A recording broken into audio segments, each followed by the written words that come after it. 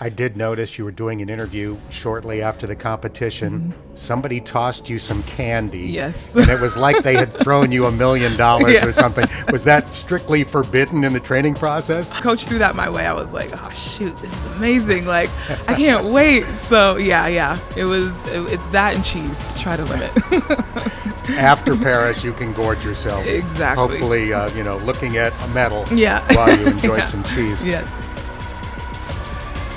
Welcome to the Let's Reign podcast, where we go in depth with Bearcats student athletes, coaches, and administrators. I'm your host, Dan Hoard. Our guest on this episode is one of 3 Bearcats headed to the Summer Olympics in Paris. Hammer thrower Annette Echikunwoke. Congratulations on qualifying for the U.S. Olympic team. It's been about a week since you not only qualified, but since you won your event in Oregon. What's the view like on Cloud 9? It's pretty good. It's amazing. I definitely felt like I could make the team, but I didn't know that I would win, and so that's really incredible. So yeah, I'm excited. Did you get to celebrate for a day or two, or was it right back to working out and training? Celebrate a little bit. Went through team processing, trying on like all the gear and stuff. And so we like took pictures and kind of like jumped, and me and coach looked at each other like, oh, we're going to Paris. But I think it was really right back to work once we got back. So yeah. I did notice you were doing an interview shortly after the competition. Somebody tossed you some candy. Yes. And it was like they had thrown you $1 million or something. Was that strictly forbidden in the training process? Not strictly forbidden, but I know how it affects my body. So I'm like, okay, it's better that I limit it or not do it at all. But yeah, when coach threw that my way, I was like, oh shoot, this is amazing. Like, I can't wait. So yeah. It's that and cheese. Try to limit. After Paris, you can gorge yourself. Exactly. Hopefully, looking at a medal Yeah. while you enjoy some cheese. Yes. So the number 1 ranked hammer thrower in the world is from Team USA. She didn't qualify for the Olympic team because she faulted 3 times in the finals. And I think that underscores the incredible pressure on you in that sport. You've got 1 day to make 4 years of hard work pay off. Yeah. No, it's definitely a lot of pressure.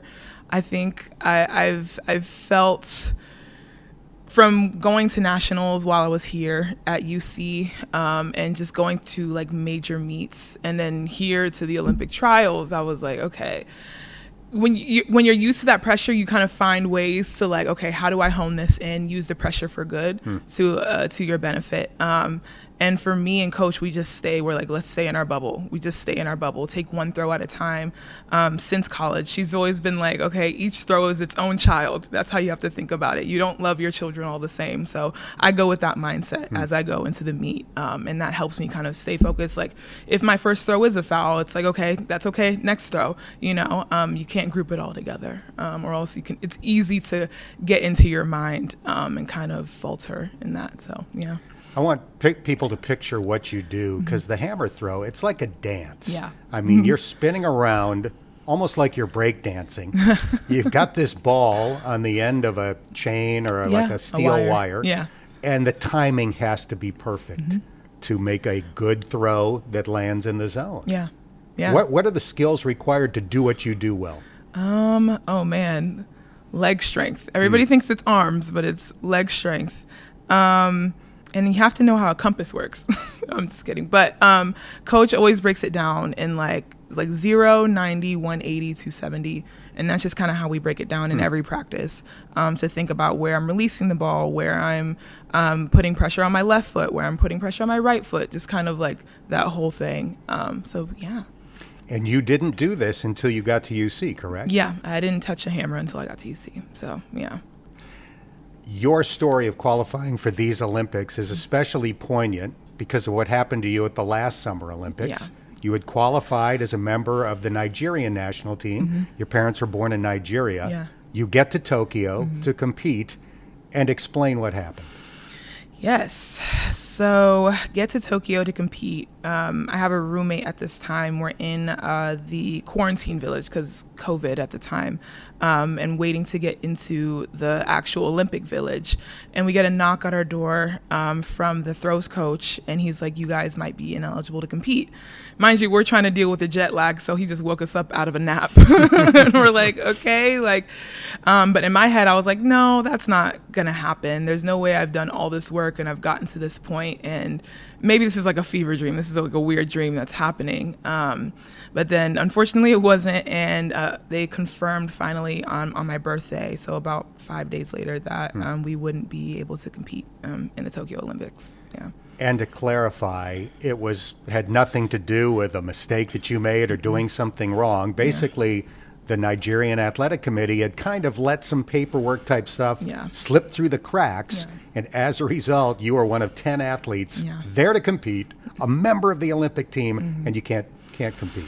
Yeah, so it's just really up to clerical error on their end, essentially, and we kind of had to suffer the consequences of that, unfortunately. I say fortunately now because of how things have worked out, but unfortunately at that time, it was pretty heartbreaking, especially with all the work that was put in and the belief, okay, like we could really do something here, and I feel like I'm having like a perfect season lead up. It was really painful. There's no guarantee you're going to get back at that point. Maybe in your own mind, the odds were long that you would get back. How did you deal with what had to be incredible devastation when you got that news? Yeah, no, I think I would consider myself a very positive person in general. But I think after that time, I was definitely depressed, to be quite frank. I even went home afterwards, and my mom was just like, no, you're depressed. Like, this is not how you move at all, even when you're just like generally sad about something. And so I had to kind of take that into consideration, especially with my loved ones, kind of pointing that out. And I decided to go to therapy after the fact. And after a few sessions and more talks with family and coach, I was just like, okay, yeah, I want to keep going, but I know I need to move forward in a different way. And the first step in that way was to forgive Nigeria ultimately, because you can't hold on to, like what they say is like forgiveness is holding on to poison while, somebody else is kind of thinking, doing their own thing, and you're the one that is dealing with the poison. And so I wanted to kind of go with a clear heart, clear mind into my next path forward, whatever I decided at that time. So forgiveness is a powerful thing. Yeah, no absolutely. Question. So you made the decision to compete this time around for Team USA instead of the Nigerian national team. Yeah. Team USA is loaded right now with great hammer throwers on the women's side. Well, it's a women's event. You could have probably qualified easier, I would think, for the Olympics had you continued to compete for the Nigerian national team. Yeah. Why did you make that decision to choose the harder path? Yeah, I've gotten this question. And, I think ultimately it came down to just believing that I could do it. And just seeing the progressions I had made, I was like, okay, like if I were to make a team, like I would be able to make a team. But it depends on what happens that day. With any trials, it's always that day for Team USA versus, you just get like the A standard or the Olympic standard and you're on the team. So yeah, that was a hard decision, but ultimately it was just me believing like, okay, I think I'm going to throw farther. And I think I could be in the mix in this. And so I just kind of went with that belief and decided to switch back to Team USA. Yeah. You last competed at UC in 2019. Yeah. So here we are 5 years later. How do you train? Where do you train? How do you support this dream? Yeah. I still train at UC. I'm a volunteer coach here as well. But with that, I am able to train here with coach. And I train Monday through Saturday. So 6 days a week. It's not easy, but it's worth it for sure. And you are working to support this dream. Yeah, working full time as well at a media agency downtown. Are they especially understanding of this quest and allowing for the travel and the things that you need to do? Definitely my managers and supervisors, they understand and they've been helpful, super helpful up to this point, even now as I'm going to the Olympics. So yeah. So you're from the Columbus area. How'd you wind up at UC? Oh man, how did I end up at UC? Great question. Yeah, I looked at different schools, and it was a couple things in factor. Looking at like the major, I was at the time wanting to do engineering, and I was like, okay, who has a good engineering program? Then also the team environment. I wanted to have more of a familial team environment versus very segmented, and I felt like UC had that. And then there was another piece. Oh, not too close to home. Close enough if I wanted to go for a weekend, but not too close that my mom could like stop by at any time. So that was ultimately, those were the three factors, major factors anyway. And yeah, I decided that UC was the best fit out of all the schools. So Describe your relationship with your coach, Susan Seaton. yeah, she is truly a unique character. But I love her. I love her down. She's amazing. The biggest like differentiating factor when I was talking to her versus other coaches, it was very much a care for me as a person in general, not just my athletic ability. And I saw that very quickly. And she was just very genuine in interaction and just able to answer questions. And just really willing to work with me, not just as an athlete, but as a person, and hold me accountable to the standard that I held myself to. And that's been the truth since I've started working with her until now. So yeah, I love her. She's wonderful. Yeah, she's a great coach for sure. You mentioned you didn't do the hammer until you got to UC, but you did the shot put in high school. Yeah. How did you get interested in throwing? Yeah. Oh, so you know those track and field days that you would have like in junior high? So did those, and I would always throw the farthest in shot put and discus, and I was like, okay, I want to do this. I want to go for the team and try this, and then that's kind of propelled me into track and field, and yeah, I kind of kept throwing far. I kept, winning meets and things like that. And I was like, okay, I could do this. And somebody's like, you can go to college for this. I'm like, really? And so I was like, okay, I kind of want to do this in college too. And so, yeah, that's kind of how my journey started. So when you started at those field days, was there any technique at all, or was this just on athletic ability and strength? I had terrible technique. I'm sure it looked very questionable, but it was very much just raw strength and power. So, yeah. What were some of the highlights of your UC experience? Ooh, a couple things, definitely. I would say definitely number one was winning NCAA nationals. But I think what kind of spills over from that is like the community ultimately that I built here and people I'm still friends with or best friends with to this day. So yeah, I think those are key things for me.